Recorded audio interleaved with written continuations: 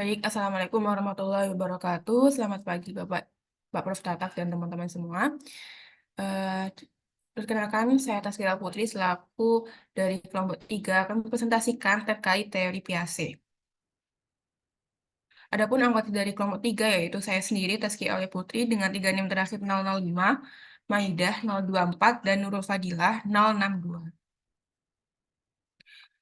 Jian Piaget itu lahir pada tanggal 9 Agustus 1996 dan wafat pada tanggal 16 September 1980.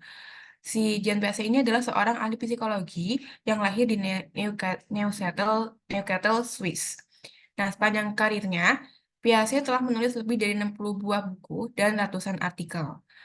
Semasa SMA, Piaget itu sebenarnya tertarik sama ilmu-ilmu biologi dan moluska. Tapi, dan waktu itu dia juga ditawari untuk menjadi seorang kurator moluska di sebuah lokasi di Swiss.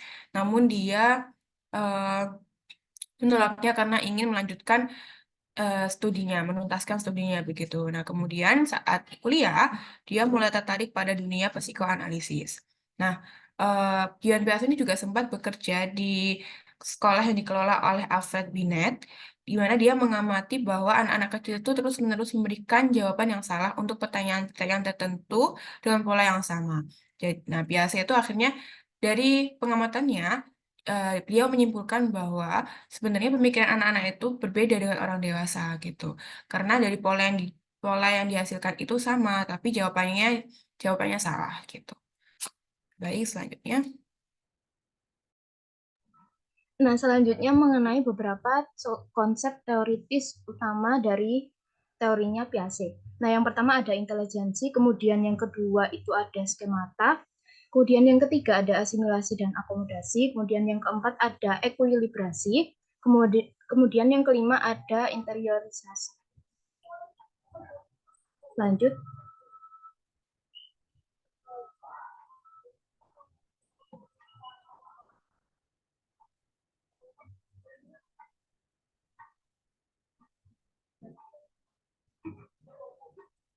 Nah, yang pertama ada intelijensi ya. Nah, menurut Piaget, tindakan yang cerdas adalah tindakan yang menimbulkan kondisi yang mendekati optimal untuk kelangsungan hidup suatu organisme. Nah, dengan kata lain, intelijensi itu memungkinkan organisme untuk menangani secara efektif keadaan lingkungannya. Nah, karena lingkungan dan organisme itu senantiasa berubah, sehingga sebuah interaksi yang cerdas antara keduanya juga pasti terus-menerus akan berubah. Nah, sebuah tindakan yang cerdas selalu cenderung menciptakan kondisi optimal untuk survival organisme di dalam situasi yang sedang dialaminya. Nah, jadi menurut Piaget, intelijensi adalah ciri bawaan yang dinamis karena tindakan yang cerdas akan berubah saat organisme itu makin matang secara biologis dan mendapat pengalaman. Menurut Piaget, intelijensi adalah bagian integral dari setiap organisme karena semua organisme yang hidup harus selalu mencari kondisi yang kondusif untuk kelangsungan hidup. Namun, bagaimana kecerdasan itu memanifestasikan dirinya pada waktu tertentu akan selalu bervariasi sesuai kondisi yang ada. Nah, teori Piaget ini sering disebut sebagai teori epistemologi genetik karena teori ini berusaha melacak perkembangan kemampuan intelektual suatu individu. Nah, istilah genetik di sini itu lebih mengacu pada pertumbuhan perkembangan suatu individu, bukan dari warisan biologis. Lanjut. Nah, yang kedua mengenai skemata. Nah, sebelumnya skema itu adalah istilah yang amat penting dalam teori Piaget. Nah, suatu skema dapat dianggap sebagai elemen dalam struktur kognitif suatu organisme. Nah, skema ini merupakan potensi umum yang dimiliki organisme untuk bertindak dengan cara tertentu. Nah, sedangkan skemata itu merupakan kumpulan dari skema-skema. Nah, skemata yang ada dalam organisme itu akan menentukan bagaimana ia akan merespon lingkungan fisik. Kemudian skemata itu dapat muncul dalam bentuk perilaku yang jelas seperti dalam kasus refleks, memegang, atau dapat muncul secara tersamar. Nah, cara individu menghadapi lingkungannya itu kan akan berubah-ubah seiring dengan pertumbuhan dan perkembangannya. Nah, agar terjadi interaksi antara organisme dengan lingkungan, nah skemata yang tersedia ini harus senantiasa harus berubah. Lanjut. Kemudian ada asimilasi dan akomodasi. Nah, proses merespon lingkungan sesuai dengan struktur kognitif seseorang dinamakan asimilasi, yakni jenis pencocokan atau penyesuaian antara struktur kognitif dengan lingkungan fisik. Nah, asimilasi adalah proses kognitif di mana seseorang itu mengintegrasikan persepsi, konsep, ataupun pengalaman baru ke dalam skema atau pola yang sudah ada dalam pikirannya. Nah, asimilasi ini bukan satu-satunya proses kognitif, karena jika hanya ada asimilasi, maka tidak akan ada perkembangan intelektual, sebab organisme hanya akan mengasimilasikan pengalamannya ke dalam struktur kognitif. Nah, dalam menghadapi rangsangan atau pengalaman baru, seseorang itu tidak dapat mengasimilasikan pengalaman yang baru dengan skemata yang dipunyai. Nah, pengalaman yang baru itu bisa jadi sama sekali tidak cocok dengan skema yang telah ada dalam diri individu. Oleh karena itu terdapat proses penting kedua untuk menghasilkan mekanisme. Mekanisme itu untuk perkembangan intelektual, yaitu prosesnya dinamakan akomodasi atau proses memodifikasi struktur kognitif. Lanjut. Nah, akomodasi itu terjadi untuk membentuk skema baru yang cocok dengan rangsangan yang baru atau memodifikasi skema yang telah ada sehingga cocok dengan rangsangan itu. Nah, bagi Piaget, adaptasi merupakan suatu keseimbangan antara asimilasi dan akomodasi. Nah, bila dalam proses asimilasi itu seseorang tidak dapat mengadakan adaptasi terhadap lingkungannya, maka terjadilah ketidakseimbangan. Nah, akibat ketidakseimbangan itu, maka terjadilah akomodasi dan struktur kognitif yang ada akan mengalami perubahan atau munculnya struktur yang baru. Nah, itu yang dinamakan modifikasi. Nah, setiap pengalaman yang dialami oleh seseorang itu pasti akan melibatkan asimilasi dan akomodasi. Nah, kita merespon dunia ini berdasarkan pengalaman kita sebelumnya. Nah, di sini itu kita melakukan proses asimilasi. Tetapi setiap pengalaman itu pasti memuat aspek-aspek yang berbeda dengan pengalaman yang kita alami sebelumnya. Nah, aspek unik dari pengalaman ini menyebabkan perubahan dalam struktur kognitif atau yang disebut akomodasi. Lanjut. Nah, yang keempat ada ekuilibrasi. Nah, seperti yang sudah saya singgung tadi, ekuilibrasi adalah keseimbangan antara asimilasi dan akomodasi. Sedangkan diskuilibrasi adalah keadaan tidak seimbang antara proses asimilasi dan akomodasi. Nah, ekuilibrasi ini dapat membuat seseorang menyatukan pengalaman luar dengan struktur dalamnya. Nah, menurut Piaget, semua organisme itu punya tendensi bawaan untuk menciptakan hubungan harmonis antara dirinya dengan lingkungannya. Nah, ekuilibrasi atau penyeimbangan adalah tendensi bawaan untuk mengorganisasikan pengalaman agar mendapatkan adaptasi yang maksimal. Nah, ekuilibrasi ini secara sederhana didefinisikan sebagai dorongan terus-menerus ke arah keseimbangan atau equilibrium. Lanjut. Yang terakhir ada interiorisasi. Interiorisasi merupakan penurunan ketergantungan pada lingkungan fisik dan meningkatkannya penggunaan struktur kognitif. Nah, pada awalnya anak itu merespon stimulus lingkungan secara langsung dengan gerak refleks. Kemudian pengalaman awal itu dilibatkan dengan penggunaan dan elaborasi skemata bawaan seperti memegang, menghisap, atau menggapai. Nah, hasil pengalaman ini disimpan dalam struktur kognitif. Nah, dengan banyaknya suatu pengalaman, anak itu mengembangkan struktur kognitifnya dan memungkinkan untuk beradaptasi dengan mudah, sehingga pada akhirnya anak mampu merespon situasi yang lebih kompleks dan tidak bergantung pada situasi yang sekarang. Nah, misalnya mereka mampu memikirkan objek yang sebelumnya tidak mampu mereka pikirkan.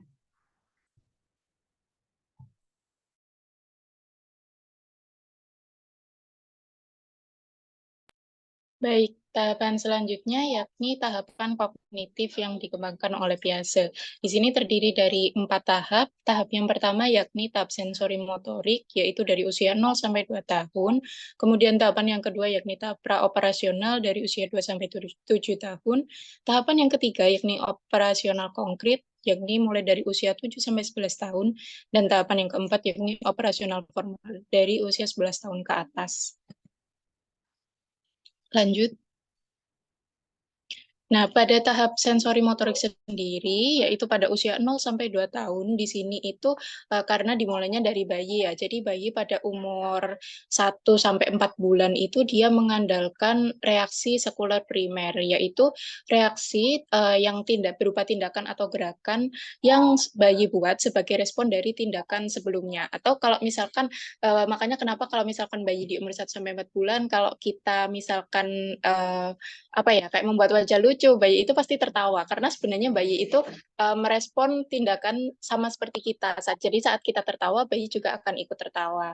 Kemudian di usia 4 sampai 12 bulan atau sampai 1 tahun, di sini bayi itu beralih pada reaksi sekuler sekunder, di mana di sini itu dia sudah mulai melakukan tindakan-tindakan sebagai bentuk pengenalan dengan lingkungan sekitarnya. Makanya kenapa kadang bayi di usia segini itu sudah bisa untuk diberi mainan seperti itu. Lalu di usia 12 sampai 24 bulan atau 1 sampai 2 tahun, bayi mulai melakukan reaksi sekular tersier, yaitu dia itu mempertahankan hal-hal yang menurut dia menarik.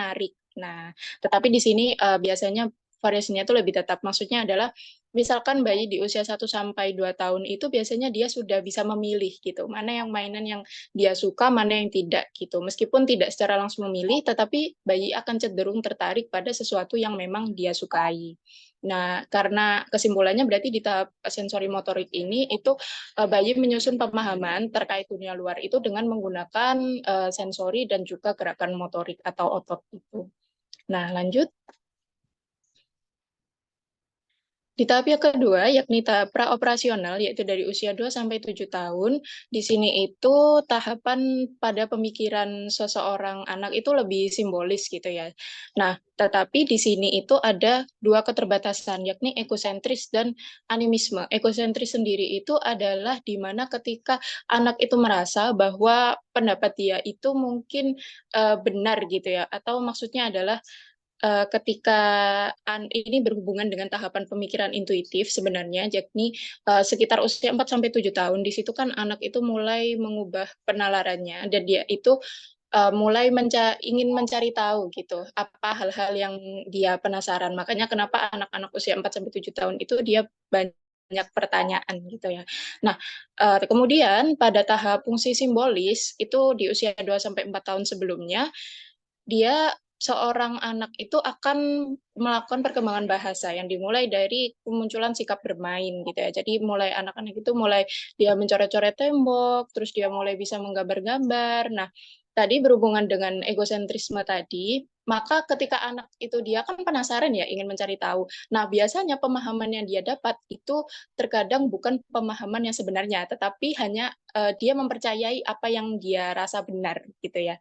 Nah, kemudian kalau animisme itu anak itu cenderung percaya bahwa benda-benda tertentu itu bisa bergerak gitu. Jadi misalkan kalau anak jatuh ya, dia itu cenderung kadang anak kecil kan kayak menyalahkan sepedanya atau menyalahkan aspalnya misal ya ketika dia terjatuh. Nah itu karena sifat-sifat egosentrisme dan animisme tadi. Kemudian ketika anak menggambar ya misal gambaran gunung itu kan kita kalau kecil gambar gunungnya itu selalu segitiga gitu ya. Nah itu sebenarnya adalah tahapan karena anak-anak itu cenderung meniru apa yang biasanya itu dia tahu seperti itu.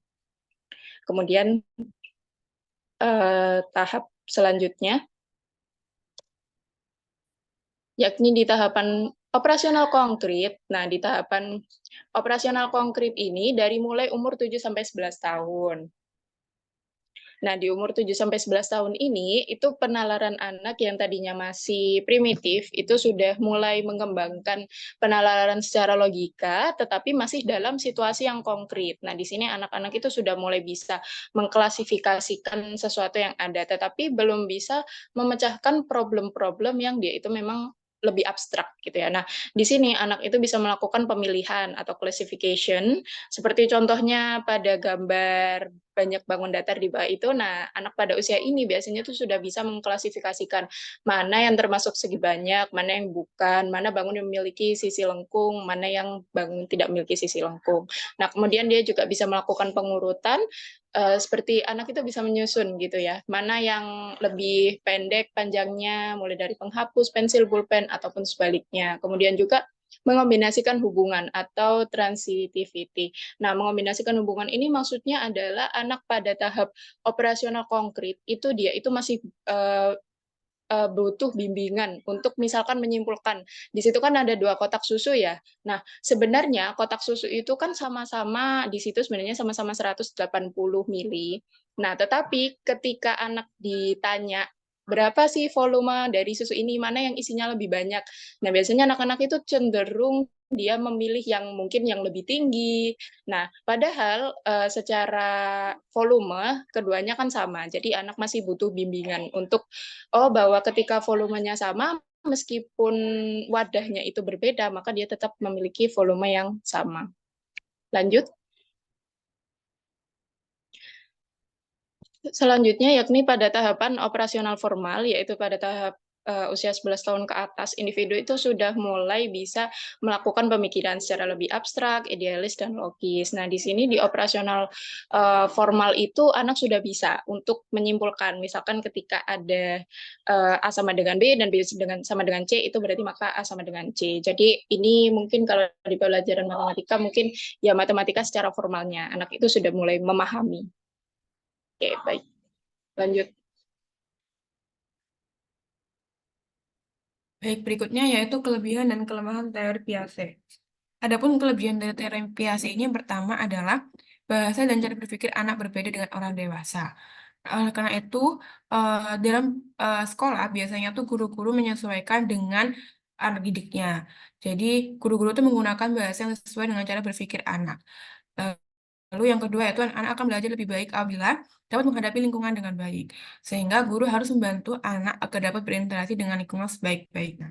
Lalu yang ketiga, bahan yang harus dipelajari anak hendaknya dirasakan baru tetapi tidak asing.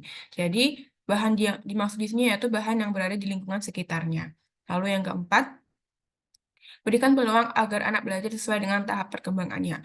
Nah, pada poin keempat ini menitik beratkan bahwa meskipun teori Piaget telah mengkelompokkan ke dalam 4 tahapan, tetapi ada kemungkinan bahwa setiap anak itu berada pada tahapan yang berbeda. Kayak begitu. Makanya di poin keempat ini dikatakan bahwa setiap anak harus diberikan peluang agar dia dapat belajar sesuai dengan tahap perkembangannya. Lalu yang kelima, dalam kelas, anak-anak hendaknya diberi peluang untuk saling berbicara dan diskusi dengan teman-temannya. Hal ini seperti yang kita tahu ya bahwa lingkungan itu juga mempengaruhi eh, kepandaian atau kecerdasan kita atau perkembangan kognitif kita gitu. Jadi bukan hanya secara sosial, tapi dengan berbicara dan berdiskusi dengan teman-teman, otomatis materi-materi yang di luar pemahaman anak itu bisa bertambah kayak gitu. Mungkin dari kosakata, bahasa, dan lain sebagainya. Nah, kelemahannya yaitu pertama, para pevioris melihat teori ini lemah karena sifat pemikiran yang abstrak dan kesulitan dalam mendefinisikannya. Lalu yang kedua, tidak ada definisi atau penerapan teori yang disepakati. Dan yang ketiga, pendekatan ini mengacu pada proses kognitif yang tidak dapat kita amati secara langsung. Seperti kita tahu bahwa ini kan mengenai setiap individu ya. Nah, sedangkan setiap individu itu perkembangannya itu beda-beda gitu. Jadi lemahnya dari teori Piaget ini kita tuh nggak bisa, kita tuh harus mengamati setiap individu. Sedangkan secara realnya, nyatanya kita nggak bisa mengamati setiap anak secara individu gitu. Lalu yang keempat, teori ini dapat menyeluruh untuk semua tingkat pendidikan. Nah, ini kan cuma sampai 7 tahun ke atas ya. Nah, itu 7 tahun ke atas tuh ada usia yang SMP, SMA, kemudian kuliah, nah, mahasiswa perguruan tinggi kayak gitu. Nah, itu tidak dicantumkan oleh teori Piaget. Kemudian yang terakhir yaitu sudah dipraktikkan khususnya di tingkat lanjut. Ini lebih meneruskan dari poin yang sebelumnya. Nah, adapun penerapan teori Piaget dalam pembelajaran matematika yaitu pada tahap sensori motorik, contohnya kita bisa memberikan anak-anak itu kayak puzzle kubus yang pada gambar ini ya. Jadi anak-anak itu kayak dikasih apa namanya kayak semacam gambaran bentuk bentuk misalkan kayak kotak atau lingkaran atau bintang. Nanti dia tuh akan mencoba untuk memasukkan di dalam kubus itu. Nah, kan kalau misalkan bentuknya tidak sesuai kan maka puzzle itu nggak bisa masuk ke dalam kubusnya. Nah, otomatis dia akan mencari cara gimana caranya biar ini tuh bisa masuk kayak gitu. Nah, ini juga diketahui bahwa dapat melatih kemampuan motorik halusnya, mempertajam memori, mengasah keterampilan visual spasial, dan pemecahan masalah serta koordinasi tangan dan mata.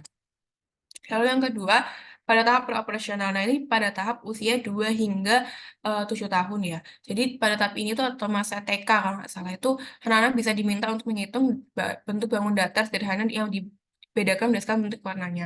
Nah, selain itu juga anak-anak bisa juga disuruh melukis seperti pada gambar berikut ini, di mana nanti lukisannya mungkin seperti gambar segitiga, gambar kotak atau segala macamnya seperti itu.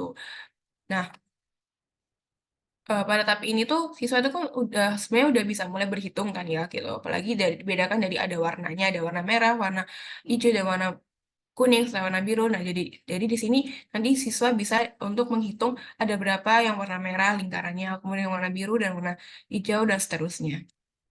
Lalu yang ketiga itu tahap operasional konkret, di mana pada tahap ini tuh usia SD 7 hingga 11 tahun. Nah, anak-anak tuh sudah bisa diminta menyebutkan nama bentuk bangun-bangun datar berdasarkan ciri-cirinya. Kayak misalkan lingkaran, kemudian segitiga, persegi, persegi panjang, belah ketupat, dan lain sebagainya. Lalu yang terakhir ini penerapan teori PAC pada tahap operasi formal. Nah, pada tahap ini tuh kan siswa anak itu kan sudah mulai memiliki kemampuan untuk benar secara abstrak ya. Jadi di sini tuh anak-anak itu bisa contohnya kita kasih materi terkait rumus mencari Pitagoras gitu. Jadi rumus Pitagoras ini kan sangat-sangat abstrak. Tapi pada tahap ini anak-anak tuh sudah bisa memahami dari rumus Pitagoras berdasarkan rumus yang sebelumnya dia dapat. Nah, ini kan juga ada ya kalau Pitagoras ini kan dari tiga tiga persegi yang sama gitu. Jadi tiga persegi. Di mana rumus persegi itu adalah sisi kali sisi yang sudah dia dapatkan pada tahap sebelumnya. Jadi dia menggait dari pemahaman dia pada tahap sebelumnya untuk menyelesaikan masalah Pitagoras ini gitu. Baik, berikutnya adalah daftar pustaka dari eh, PPT ini atau presentasi hari ini. Baik, kami cukupkan untuk presentasi pada hari ini. Kurang lebihnya kami mohon maaf apabila ada salah kata dan ucapan. Assalamualaikum warahmatullahi wabarakatuh.